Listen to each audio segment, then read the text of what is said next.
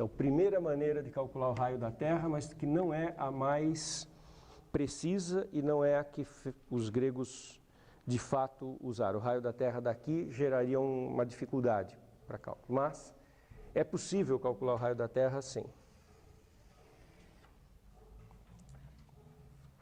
Imagina a Terra esférica. Imagina um objeto, para o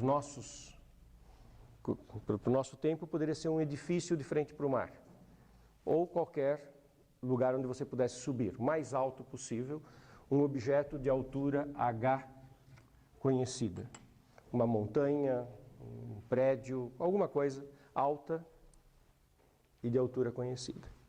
Aí você se coloca no alto desse objeto e olha para a linha do horizonte. Então, se você estiver de frente para o mar no alto do prédio, você olha exatamente para a linha do horizonte. Primeira coisa a observar, você não está olhando para frente, você está olhando para baixo. Porque se você olhasse para frente, você olharia para o espaço. Bom, eu fiz um desenho aqui bastante exagerado, né? Meu prédio aqui tem uma altura que é quase metade do raio da Terra, né? Um prédio bem alto. Mas mesmo com um prédio bem baixinho, você está aqui no alto do prédio para olhar para a linha do horizonte e você olha ligeiramente para baixo. Então imagine que você calculou esse ângulo alfa que está aqui. Então você precisa saber a altura do prédio que você subiu e esse ângulo que é quase 90 graus, mas é um pouquinho menor que 90 graus. Você está olhando para a linha do horizonte. Acabei de descrever o que era horizonte, não é? Por conta disso, tudo que eu acabei de falar, o horizonte é esse ponto último que a gente vê por conta da curvatura da Terra, o que está depois eu não enxergo, o que está antes eu enxergo. O raio de luz que está vindo do ponto do horizonte até o nosso olho, esse raio de luz que está permitindo a gente enxergar o ponto no horizonte, ele é tangente à superfície da Terra. Ele passa exatamente de forma tangencial. Ele encontra aqui a superfície da Terra num único ponto, que é o do horizonte, e ele é um raio tangente. Aí, matemática grega que estava sendo desenvolvida, geometria vinha já sendo desenvolvida desde Babilônia, mas que os gregos desenvolveram muito. Raio e tangente na esfera, na circunferência, são perpendiculares. Então, se eu imaginar aqui um raio da Terra, outro raio da Terra aqui, eu vou obter um triângulo retângulo, formado pelo raio de luz do meu olho até o horizonte, por um raio da Terra, aqui está o ângulo reto, e a hipotenusa é um raio da Terra mais a altura h do objeto que eu subi. E esse triângulo é retângulo. Esse triângulo sendo retângulo, eu posso fazer trigonometria. Então, veja como é tudo muito coerente. A geometria e a trigonometria básicas estavam desenvolvidas na Grécia. Elas vêm crescendo desde a Babilônia e na Grécia estão bem formatadas, já como a gente imagina. Já tinha noção das funções, das relações trigonométricas, não eram chamadas de funções na época. Mas já se sabia calcular tangente, seno, cosseno, todos esses estudos já estavam feitos. Então, com trigonometria, eu olho para esse triângulo retângulo que eu desenhei. A minha incógnita é o raio, isso que eu estou querendo calcular. Ela está presente no cateto oposto e na hipotenusa desse triângulo retângulo, oposto ao ângulo alfa. Oposto e hipotenusa é uma das relações trigonométricas, é o seno. Então, seno alfa, cateto oposto sobre hipotenusa. Então, se eu medir o alfa, e se eu souber calcular o seno de alfa, e se eu medir o h, eu tenho uma igualdade em que a única incógnita é o r. E o r é o raio da Terra. Então, é só isolar o r agora. Passa multiplicando. seno alfa R mais H igual a R. Distributivo, seno alfa R mais seno alfa H igual a R, certo? De um lado fica seno alfa H, do outro lado fica R menos R seno alfa. Passei esse seno alfa R para o lado de cá. Coloco R em evidência.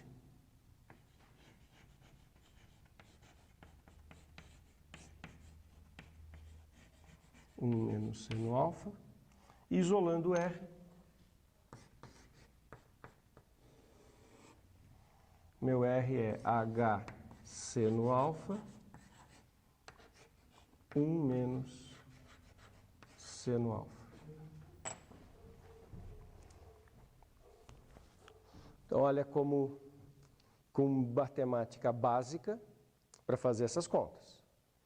E um monte de reflexão para saber que a Terra era redonda, para estar convicto que ela era redonda, para imaginar toda essa situação que você tem que imaginar a Terra esférica, colocada no espaço, tudo isso, para poder ter as noções que permitem escrever, né, fazer esse desenho e escrever a igualdade de saída. Então, isso é um jeito de calcular o raio da Terra. Esse jeito não é muito bom do ponto de vista prático, para fazer conta mesmo. Sabe por quê? Porque esse ângulo alfa, no mundo real, bom, vou subir no alto de uma montanha que está de frente para o mar, que eu posso fazer. Então, você vai conseguir alfas, Hs, muito pequenos. Imagina, daqui a pouco pensa num prédio de 30 andares. Não é um prédio pequenininho, um prédio de 30 andares é um prédio razoável. Que altura tem esse prédio? Prédio de 30 andares, quanto vão por andar, quanto é que tem de altura um andar de um prédio? Sei lá, 3 metros? 30 andares, 90 metros, é muito pequeno esse H. E aí o ângulo alfa é muito perto de 90 graus. É muito difícil de calcular esse alfa. Aí o seno de alfa vai estar muito perto de 1. E esse número vai estar muito perto de 0. Tudo coerente, porque, veja, o H é pequeno. Vezes um seno, ele fica um número pequeno. Como é que isso aqui vai dar o raio da Terra, que é um número grande? É porque está dividido por um número pequeno, perto de 0, um 0,000. E é muito difícil fazer essa conta com precisão, de achar o alfa certo. Se errar no alfa, se erra nesse 0,00 e dá um erro muito grande no valor do R. O que os gregos usaram mesmo foi uma outra maneira de fazer que tem um nível de precisão bem maior. E que foi uma coisa assim super interessante do ponto de vista também prático. O cara que fez essas contas foi o Eratóstenes. Então, é um nome bem conhecido da gente quando a gente estuda números primos, né? Tem o crivo de Eratóstenes. E isso foi feito por volta de 300 a.C. E então o que o Eratóstenes percebeu foi o seguinte: duas cidades que estavam no mesmo na mesma longitude, e ele sabia algumas informações sobre essas cidades. Uma das cidades chamava Cirene, uma região que hoje seria a Líbia, e a outra era uma cidade chamada Siena. E ele sabia tinha a seguinte informação. Exatamente no solstício de verão, tinha um poço em Siena, em que ao meio-dia, quando o sol estava a pino, no dia do solstício de verão, todo mundo sabia que tinha um fenômeno muito interessante, tinha um poço de água, e que ao meio-dia o sol passava exatamente em cima do poço, e se você fosse do lado do poço, você conseguia ver a água lá embaixo, iluminada pelo sol, via o reflexo do sol. Quer dizer, o sol passava exatamente em cima do poço naquele dia. Observe, isso é uma coisa assim, né? Quase que uma curiosidade. uma atração turística da cidade. Vem aqui no dia tal e vem ver um fenômeno bonito. Você vai estar do lado do poço e o sol vai estar exatamente em cima, iluminando lá o fundo do poço, você vai conseguir ver o reflexo do sol ali e água. Para quem está pensando, né, mais em profundidade, tem conhecimento por trás disso. A pessoa tem a ideia de que a Terra é uma coisa esférica. O que significa esse fato que nesse instante o sol ilumina o fundo do poço? Significa que o raio de luz que vem do sol, ele incide nesse poço e vai lá no fundo do poço. Significa que o raio de luz que vem do sol, isso é um prolongamento de um raio da Terra. O poço foi construído perpendicularmente e ele está enxergando aqui que esse raio do sol, ele é um prolongamento radial de uma coisa que vem do centro da Terra até a superfície. No fundo, está fazendo o papel do meu raio mais altura aqui. Tá? Aí o Eratóstenes fez o seguinte, falou, tá, isso ocorre lá em Siena. E aqui? O que acontece nesse mesmo dia e nessa mesma hora? Desafio para pensar. Tudo bem, ele sabia que era ao meio-dia, no solstício de verão, mas ele teve que fazer um experimento na cidade que ele estava, exatamente no mesmo instante em que o sol estava a pino em Siena, que estava a quilômetros de distância.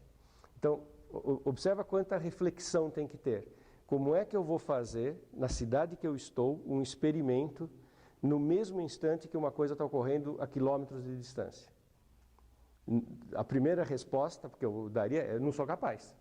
Não existia relógio, não existia nada, não existia comunicação para alguém pegar o telefone e avisar, é agora, o sol está a pino. Ele tinha que ter muita reflexão deste tipo. É no dia do solstício de verão, ao meio-dia, quando o sol está a pino. Então eu tenho que identificar na minha cidade quando é que está ocorrendo o solstício de verão e o sol está a pino. E não adianta, não é olhando para o poço, porque o poço está na outra cidade. Além disso, ele tinha que ter a percepção de que o sol era um objeto muito distante e que os raios de luz que vinham do sol chegavam paralelos na Terra. Isso é outra reflexão não muito simples. Veja bem, se nós pensarmos no espaço, né, o universo, você tem o Sol como fonte de luz, a luz que sai do Sol não sai por raios paralelos, ela sai por raios que são irradiantes a partir do Sol. Mas se você tem uma ideia, né, se você está enxergando o universo, de modo que tem o Sol aqui muito grande e a Terra muito pequena, é algo que não é nenhum grande absurdo você pensar que os raios de luz que vêm do Sol e que passam pela Terra têm uma divergência muito pequena entre si. Eles são divergentes, porque todos estão emanando do Sol. É uma coisa radial.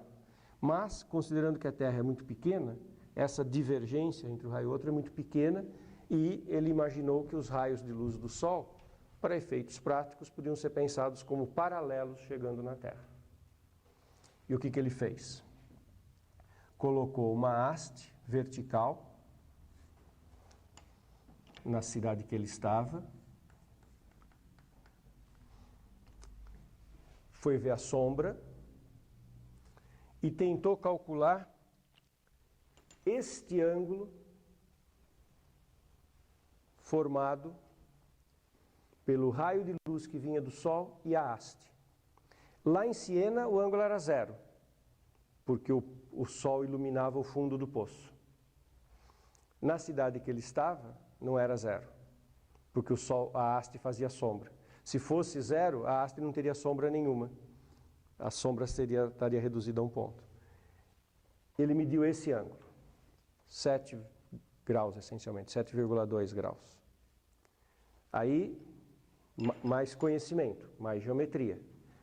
Isso aqui é paralelo, isso aqui é radial, porque ele colocou a haste na vertical. Esse ângulo aqui é esse ângulo aqui. Fato básico de geometria, que já estava estabelecida na Grécia. Nada é coincidência. Isso não poderia ter sido feito 1000 anos antes e naquele momento estava prontinho. Chamam ângulos alternos internos, são dois ângulos iguais. Então, ao medir aquela sombra, ele concluiu que ele estava medindo um ângulo central na esfera da Terra. E ele sabia a distância entre as duas cidades.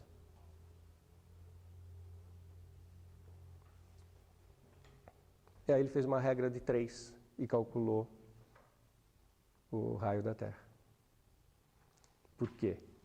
Bom, ele, sabendo essa distância e sabendo esse ângulo, ele saberia qual é a distância inteira, o perímetro inteiro, para um ângulo de 360. Teria a proporcionalidade. E como ele sabia, isso já tinha sido feito também na Grécia, que a circunferência era calculada a partir do raio, era o 2πr, a única incógnita ficou o raio da Terra. Então, olha que coisa assim, super legal. Como é que foi feita essa conta agora? Foi feita assim.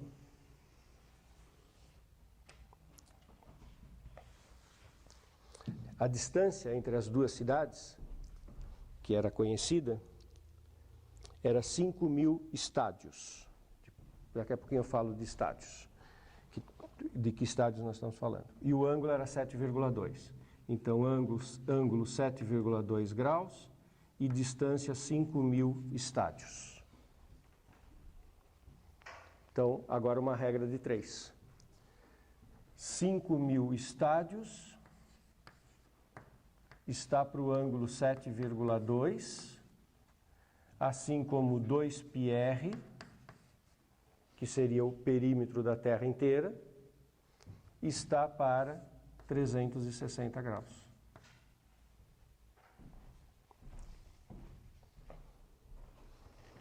Claro, estou calculando o raio da Terra e calculando o perímetro da Terra. Desde que eu saiba que o comprimento de uma circunferência é 2πr, calcular perímetro e raio é o mesmo trabalho, né?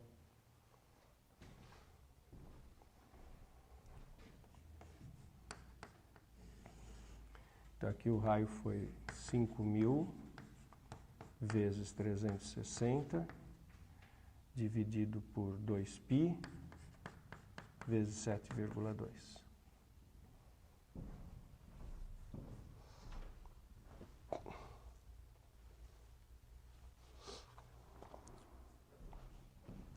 Se você fizer essa conta, dá que o raio é igual a 39.808 estádios.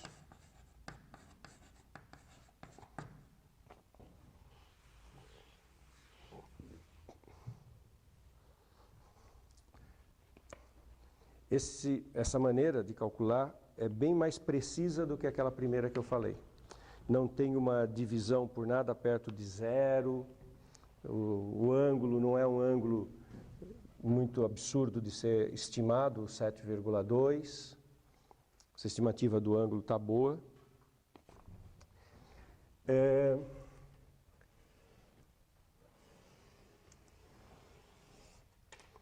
A conta foi feita em estádios e a gente não sabe com certeza qual estádio que ele usou, porque tinha 2 estádios. Tinha um estádio no Egito que valia 157 metros e o estádio olímpico que era 185 metros, uma diferença de alguns metros no estádio. E, bom, dependendo do estádio dá um valor diferente.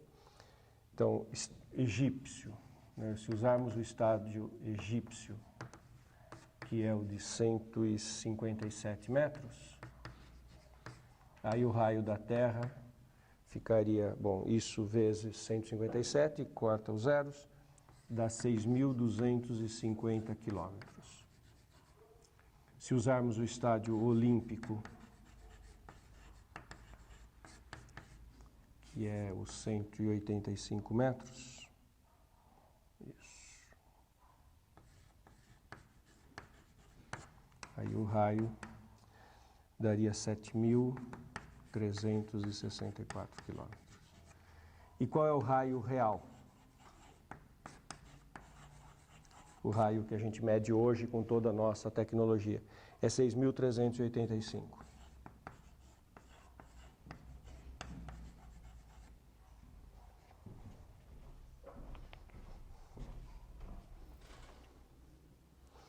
Então, olha que coisa muito bacana. Com esta observação toda do Eratóstenes, que é extremamente profunda do ponto de vista de tudo que está por trás de todos esses raciocínios, né? Chega-se a uma avaliação do raio da Terra que está bem razoável. Ele chegou a alguma coisa entre 6.200 e 7.300, quando é 6.300. Está muito legal. Bonito, não é?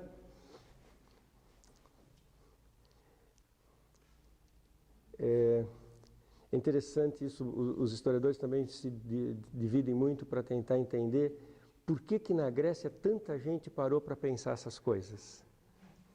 Essa é uma concentração de gente pensando e observando a natureza e fazendo esse tipo de análise científica, né, do que estava ocorrendo. Bom, e tem uma sequência no tempo. Feito isso, bom, descobriram rapidamente qual era o tamanho da Lua. Como é que alguém vai descobrir o tamanho da Lua sabendo o tamanho da Terra? Olhando para o espaço, olhando para o universo. O que foi feito? Olha que ideia simples e absolutamente genial. Eclipse da Lua. Observar o seguinte, aqui está Terra, aí o que vai acontecer? No eclipse da Lua fica aquela situação assim, não é? O Sol, a Terra e a Lua. E aí o Sol faz com que a Terra projete sombra sobre a Lua e encubra a Lua. A gente não vê a Lua. Bom, então imaginaram o feixe de sombra que a Terra estaria produzindo. O Sol está do lado de lá, um feixe de sombra que está sendo produzido. Aí, num eclipse de Lua, fizeram a seguinte observação. Tá, vamos olhar exatamente quando começa o eclipse, quando a Lua começa a entrar na sombra. Primeira mordidinha que vai dar na Lua. E conta o tempo que leva para a Lua sumir inteira.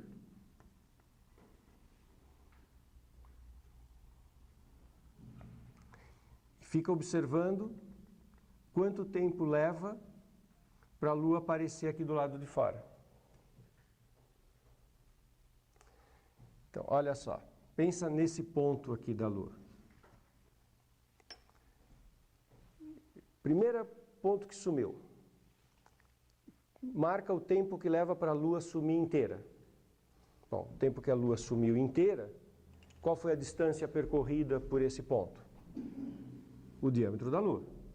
Começou aqui, quando ele começou a sumir, até que ele terminou de sumir. A distância percorrida é um diâmetro da Lua.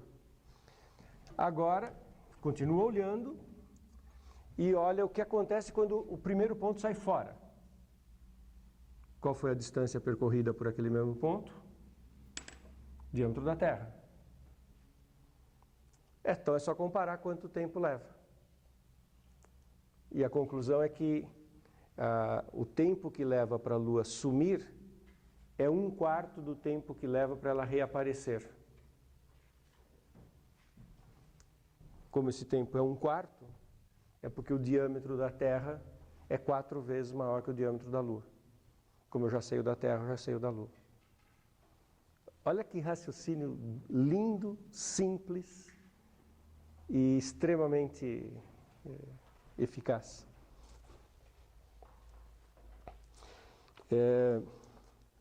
Eles não estavam usando minutos, mas o tempo é esse. Leva 50 minutos para a Lua ficar totalmente encoberta e 200 minutos para ela atravessar a sombra e aparecer. O importante é que seja 4 vezes. medido em qualquer unidade de tempo. Então, como esse tempo é 4, então dá para escrever a mesma proporção entre os raios, né? O raio da Terra é 4 vezes o raio da Lua.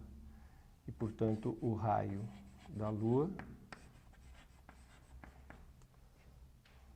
Bom, vou usar o valor real, um quarto disso aqui é 1596.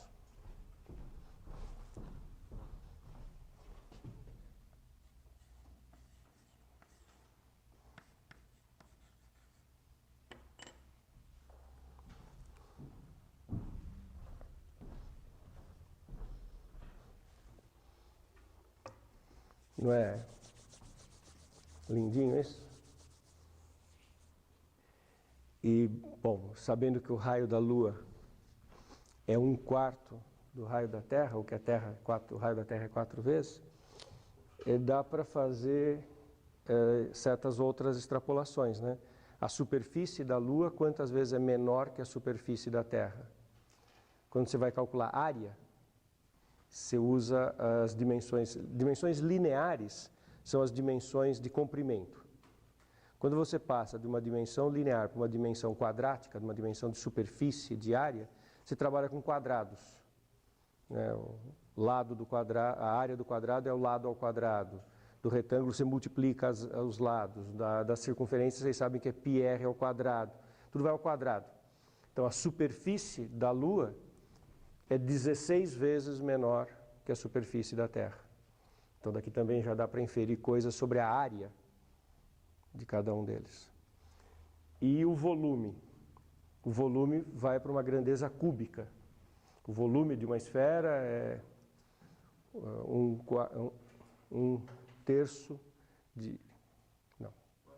4/3 πr3. Isso, 4/3 de πr3. Então as coisas vão para o cubo.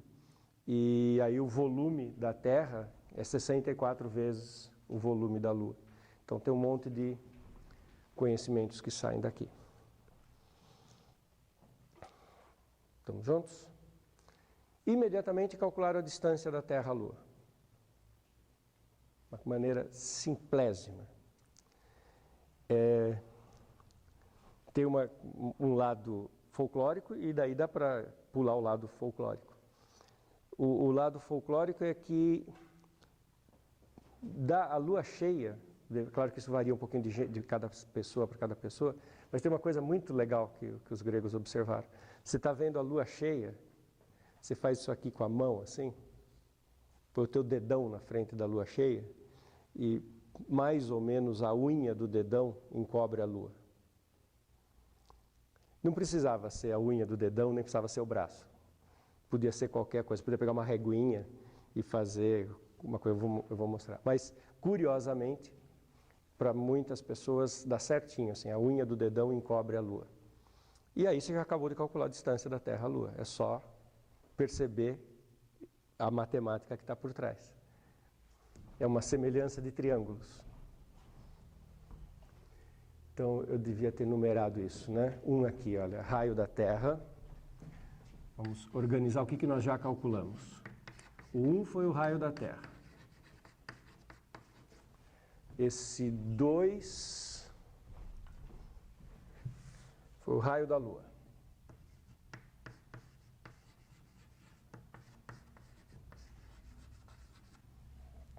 Agora 3, distância da Terra à Lua.